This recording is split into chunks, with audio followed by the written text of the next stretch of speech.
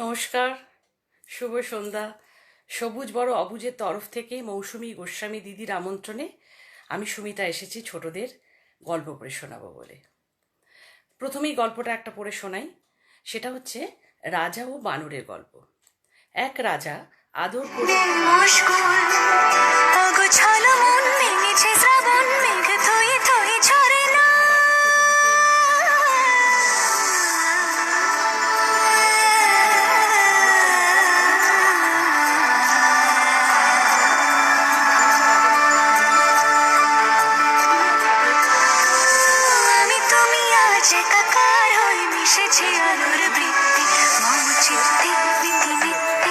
বানর পাশে বসে তাকে পাখা দিয়ে হাওয়া করছে।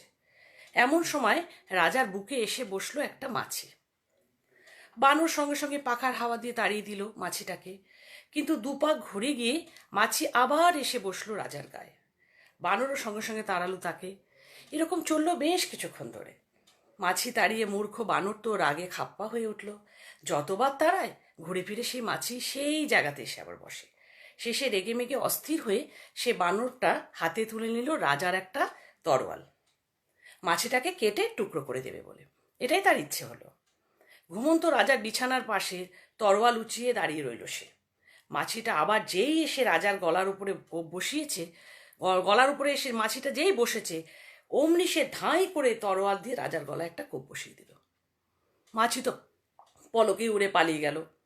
সে তো ভাবলো আমি মাছি মারলাম, কিন্তু সে ধারালো অস্ত্রের কোপে রাজার মুন্ডু কেটে ধর থেকে একেবারে আলাদা হয়ে গেল। রাজামশাই মারা গেল। কিচ্ছু করার নেই, মূর্খ বানর তো, সে আর কি বোঝে বলো। সেই জন্য রাজামশাই মারা গেল।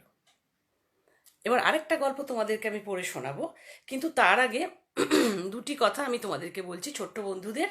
সেটা হচ্ছে, তোমরা মাঝে মাঝে বাড়িতে মা, দিদিমা বা ঠাকুমা বা যাদেরকে তোমরা আম্মা বলো, তাদের কাছে এরকম গল্প শুনবে। গল্প শুনলে না তোমাদের অনেক বানান শেখা হবে, অনেক নতুন নতুন শব্দ শেখা হবে। আর গল্প পড়লে তোমাদের ধৈর্য বাড়বে। ধৈর্য বাড়বে মানে বসে বসে গল্প বইটা পড়বে, তো তাতে তোমাদের ভালো লাগবে।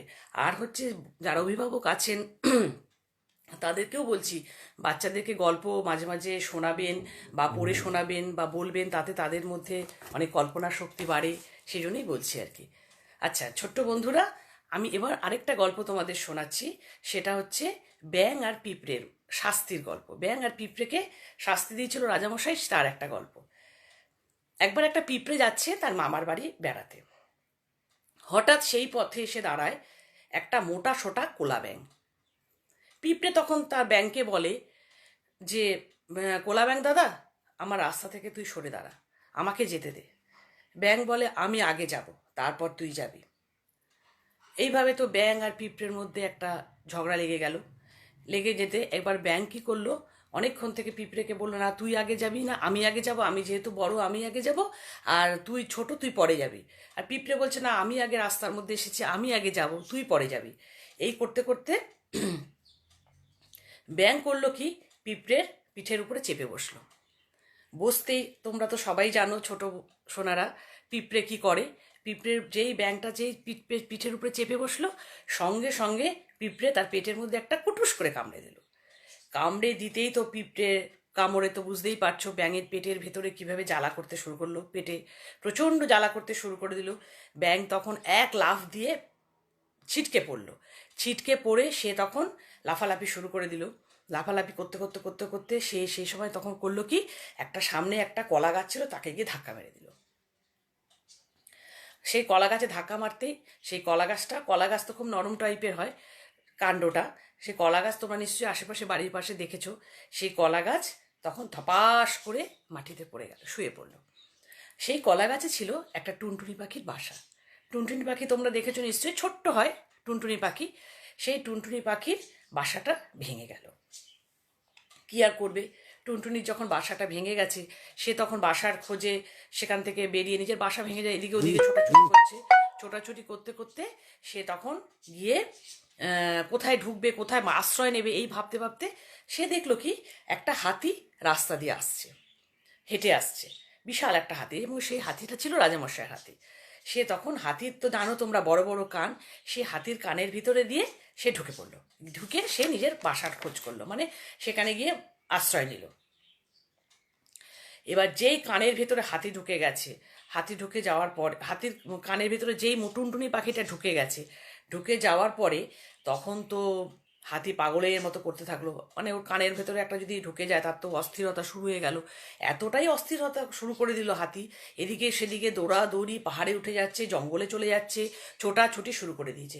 ছোটাছুটি করতে করতে করতে করতে সে একে আতুলে আছাড় মারছে। তোমরা তো হাতি দেখেছো চিড়িয়াখানায় বলো বা অনেক জায়গাতেই দেখেছো, বেড়াতে গিয়ে দেখেছো হাতি কত বড় চেহারার হয়। ওরকম হাতি যদি একে তাকে ধরে আছাড় মারে, তুলে করে, তাহলে তো খুব অসুবিধে হয়ে যাবে। রাস্তাঘাটে একটা বিশৃঙ্খলার সৃষ্টি হয়ে গেল, সবাইকে তুলে তুলে মারছে, ধরে করছে। রাজার ছেলেকেও তাড়া করলো, রাজামশাইয়ের ছেলে রাজপুত্র, সে তো বাবাকে এসে বললো, এবং সবাই যারা প্রজারা ছিল তারাও এসে বললো যে এরম হাতি এরম করলে তো মুশকিল। এবং সে হাতিটা রাজামশাইয়ের যেহেতু ছিল, রাজামশাই হাতিকে ডেকে পাঠালো। হাতি এলো, হাতি এসে বলল, হুজুর আমার কোনো অপরাধ নেই, আমার কানের ভিতর যদি টুনটুনি পাখি ঢুকে বসে থাকে আমি কি করে তাহলে স্থির থাকি বলুন তো। তখন রাজামশাই বললো, হ্যাঁ সত্যিই তো, টুনটুনি ডাকো টুনটুনিকে। টুনটুনি তখন রাজামশাইয়ের হাতির কান থেকে টুক করে বেরিয়ে আসলো, বেরিয়ে এসে বলল, হুজুর আমারও কোনো অপরাধ নেই, আমার একটা ছোট্ট বাসা ছিল কলা গাছের উপরে, সেই কলা গাছের উপরে বাসাটার মধ্যে যদি এসে ব্যাঙ ধাক্কা মারে তাহলে আমি কি করে বলুন, আমি কোথায় যাই, এত ছোট একটা প্রাণী, আমি কোথায় থাকি, আমার ছোট ছোট বাচ্চা আছে তাদেরকে নিয়ে আমি কোথায় যাই, আমি তখন হাতির কানের ভেতরে ঢুকে গেছি।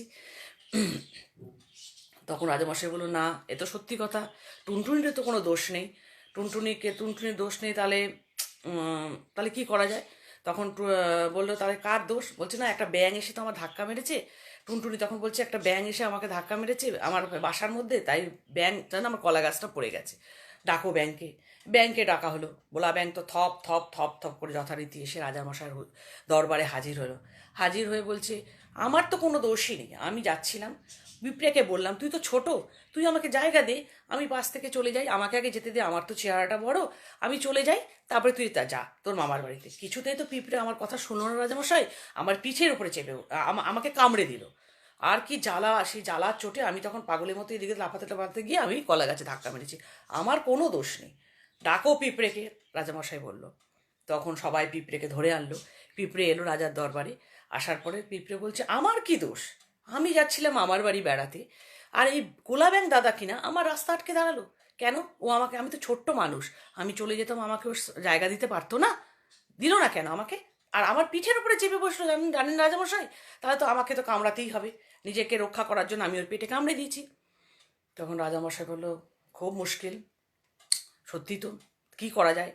তখন রাজামশাই একটা চিন্তা করে বললো, না, মন্ত্রীকে ডাকলো, মন্ত্রীকে ডেকে বললো, এখানে দোষ হচ্ছে পিঁপড়ের আর ব্যাঙের।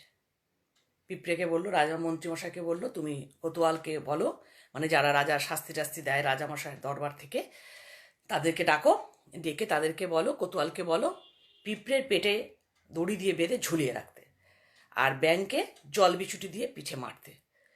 এবার পিঁপড়ের পেটে খুব করে গিট দিয়ে ঝুলিয়ে রাখা হলো, তারপর থেকে পিঁপড়ের পেটটা সরু হয়ে গেল, আর ব্যাঙকে জল বিছুটি দিয়ে এমন মারলো, জল বিছুটি দিয়ে ব্যাঙের পিঠের উপরে, যে ব্যাঙের পিঠে দানা দানা দানা দানা, কোলা ব্যাঙের পিঠে দাগ হয়ে গেল, দানা দানা হয়ে গেল। সেই থেকে দেখবে ছোট্ট বন্ধুরা, তোমরা যখন কোলা ব্যাঙ দেখবে, দেখবে রাস্তা দিয়ে বা কোথাও বর্ষাকালে যখন কোলা ব্যাঙ দেখবে, দেখবে পিঠের উপরে কিরকম দানা দানা।